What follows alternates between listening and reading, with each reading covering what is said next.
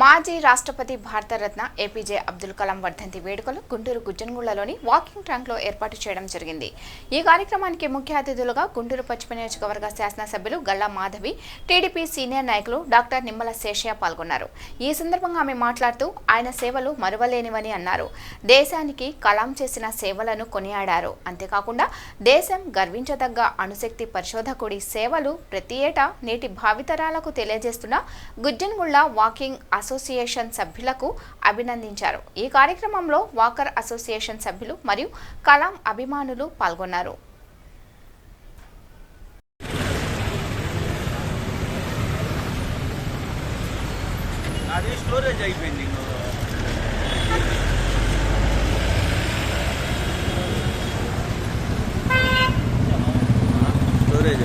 అందరికీ నమస్కారం అండి. ఈరోజు ఏపీజే అబ్దుల్ కలాం గారి వర్ధంతిని పురస్కరించుకొని గుజ్జనగూడలో నిక్షిప్తమైన ఏపీజే అబ్దుల్ కలాం గారి విగ్రహానికి ఘన నివాళులు అర్పించడం జరిగింది. వాకర్స్ అసోసియేషన్తో పాటు అభిమానులు, నాయకులతో, ప్రజాప్రతినిధులతో ఈరోజు ఈ పార్క్ మొత్తం కోలాహలంగా, అద్భుతంగా మీడియా వారితో కూడా నిండిపోయి ఉన్నది. ఇలాంటి ఒక అదృష్టం, అవకాశం దొరికినందుకు నిజంగా భారతదేశ పౌరురాలిగా నేను చాలా గర్విస్తున్నాను, ఆనందిస్తున్నాను. మన భారతదేశానికి భారత రత్నం, నిజమైన రత్నాన్ని మన భారతదేశం పొందినందుకు నిజంగా ఆనందంగా ఉంది. ఏ పార్టీకి చెందని ఒక ప్రజానాయకుడు ఆయన, పీపుల్స్ ప్రెసిడెంట్గా ఆయన పేరుగాంచిన మహోన్నత వ్యక్తి.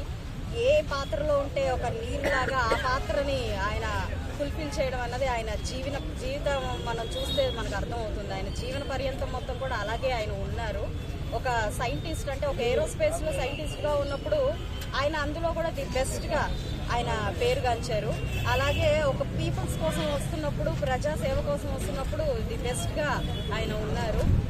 ఆయన నాలో అత్యంత చిన్న వయసులోనే స్ఫూర్తి నింపారు. మా కాలేజీకి ఆయన విచ్చేయడం జరిగింది 2002లో.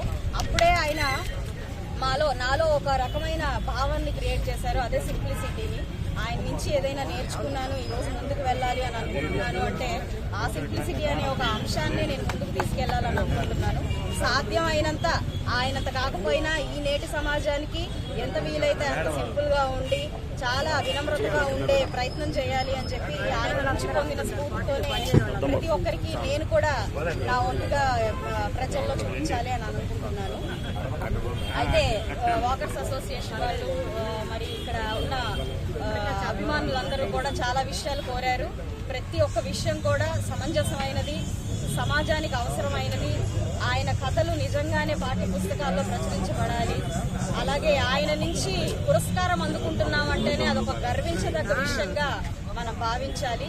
అలాంటి కార్యక్రమాల్ని నిజంగానే ప్రభుత్వం దృష్టికి నా వంతుగా నేను తీసుకెళ్లి అది జరిగేలా చూస్తాను.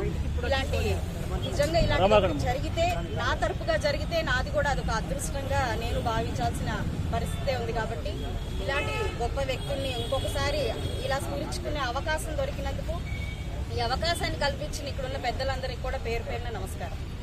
జోహార్ ఏపీజే అబ్దుల్ కలాం.